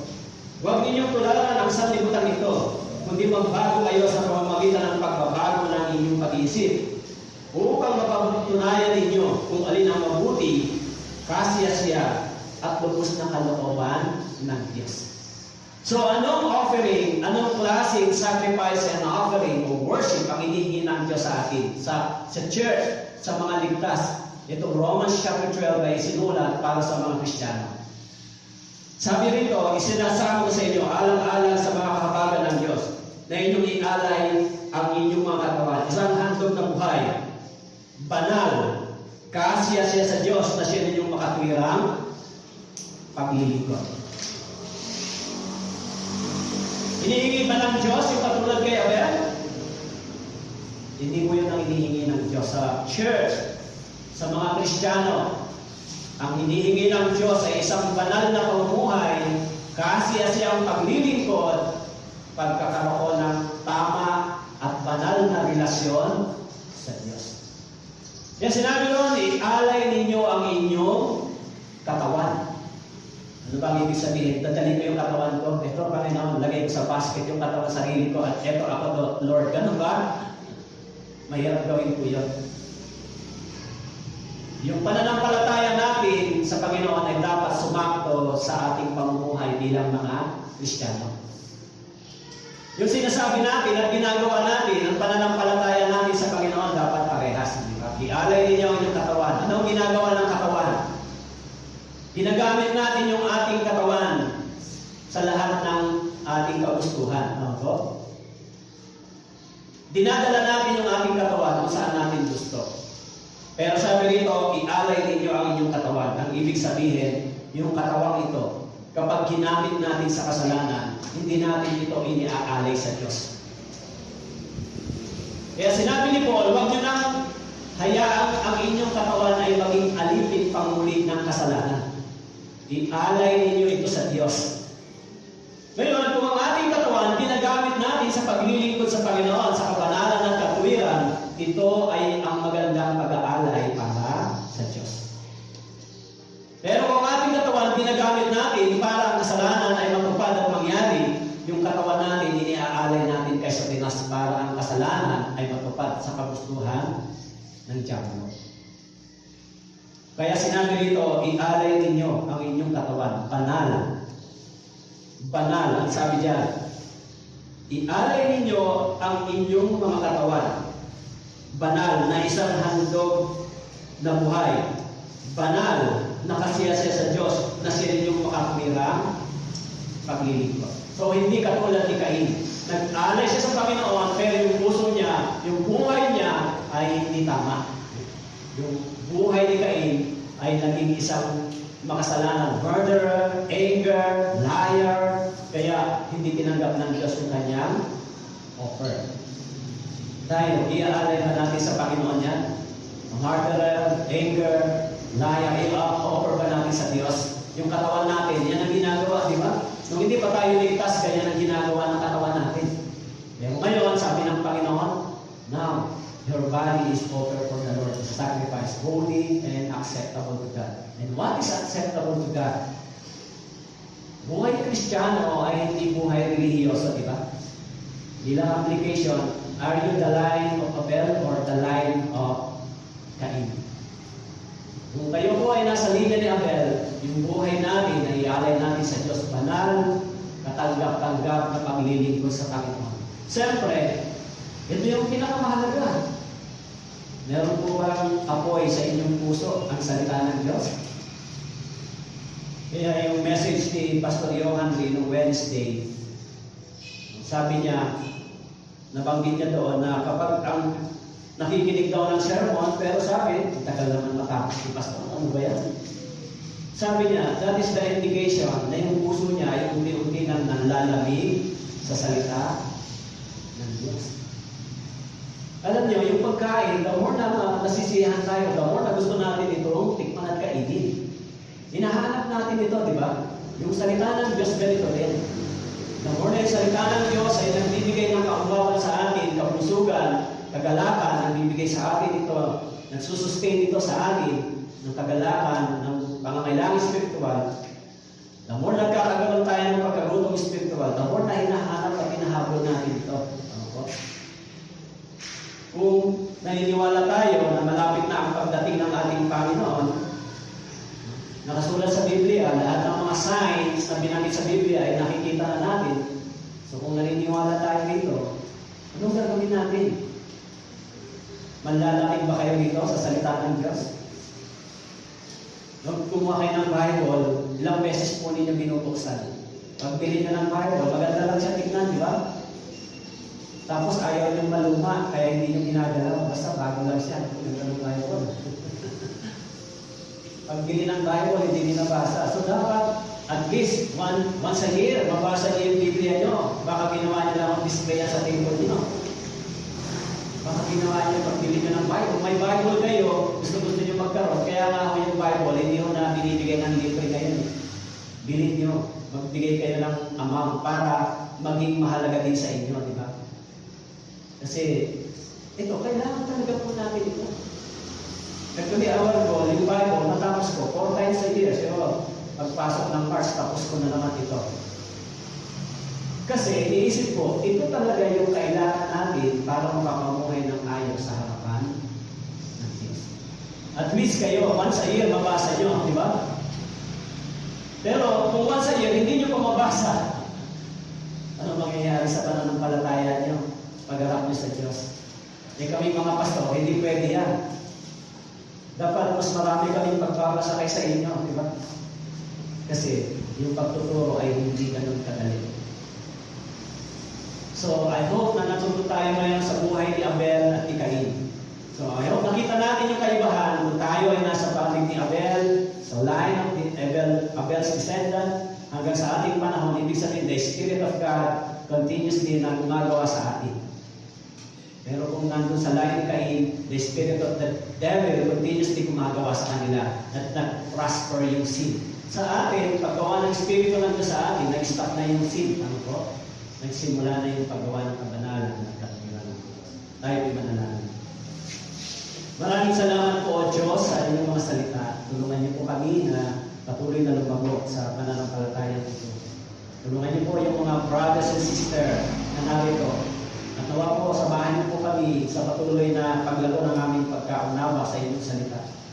Nawa po, Panginoon, tumulad kami kay Abel na lumalakad sa tamang pananampalataya, lumalakad sa espiritu ng pananampalataya na itinuro ng salita ng Diyos.